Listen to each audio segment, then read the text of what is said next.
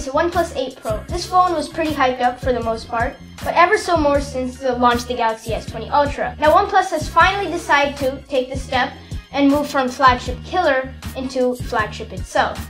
And yeah, this is one hell of a phone, and maybe it is a flagship, but there's more to this story. Oh, and fun fact, before I get into the video, this is actually the new studio space. That side is usually like the main setup area.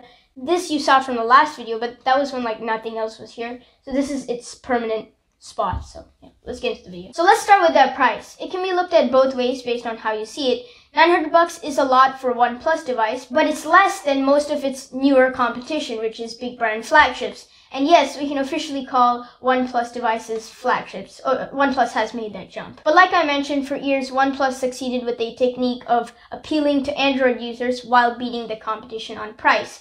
But over the past few years, OnePlus has grown from a niche company for its fans to one of the biggest smartphone companies in the world, which also made the price slowly increase. Last year's 7T and 7 Pro were still reasonably priced, but this year there's no denying that $900 is pretty expensive, so it's how you see it. So the Galaxy S20 lineup is the highest order right now, because so far in 2020, it is one of, if not the most desired and best smartphone on the market. But OnePlus seems to have a plan. The regular OnePlus 8 costs about $100 less and is being sold in both Verizon and T-Mobile stores. It's the mainstream device that the common user would think seems great. Now the OnePlus 8 Pro, on the other hand, is an online-only device. And from the looks of it, they're really just trying to beat the Galaxy S20 Ultra, which I don't really think would happen anytime soon, but you know, you never know. And quick side note, the OnePlus 8 is actually 6.55 inches, and OnePlus claims it's a small flagship. Speaking of size, the OnePlus 8 Pro comes in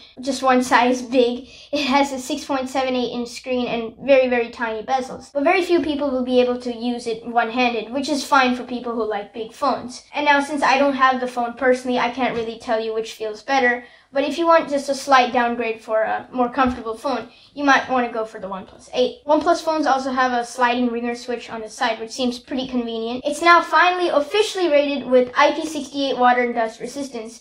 OnePlus has tried to maneuver that for the past few years, not trying to pay for the IP rating, but you know, if you're trying to beat Samsung or Apple on a spec sheet, you might want to just pay extra to add that too. And this phone actually does its job. That's why, again, like I mentioned, it made the jump to flagship this year. It has all the specs you'd expect on a flagship Android phone in 2020. A Snapdragon 865 processor, 5G support, and 128 or 256 gigabytes of UFS 3.0 storage. And they stuck with the in-display optical fingerprint sensor. But again, this year, the standout feature for the OnePlus 8 Pro is the screen. And this year, OnePlus has unlocked a full 120Hz variable refresh rate, which actually can be used with its full resolution, which is different from the S20 lineup, which actually locks in at 1080p. So OnePlus, always good with the displays like we know, but like I mentioned, it's a variable refresh rate, so it can go down to 60 Hz when it's not being used, like when the screen is off or some apps that don't really need to use it. Now OnePlus also added a couple of quirks and features for watching videos. One is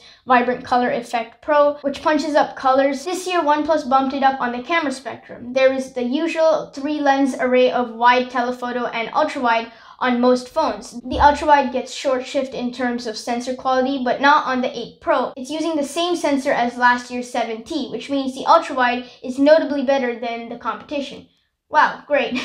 OnePlus lets you dial into anything as much as 30 times, but anything over 10 times is a mess. So in the end, it's easy to say that this is one of the best phones of 2020, and it is directly competing with the Galaxy S20 lineup. But in the end, it's always up to personal preference, like I always say. So OnePlus did a great job this year stepping up into flagship territory, and we'll have to see what's next in 2020. So with that in mind, make sure to use hand sanitizer, stay safe, and I'll catch you guys in the next one.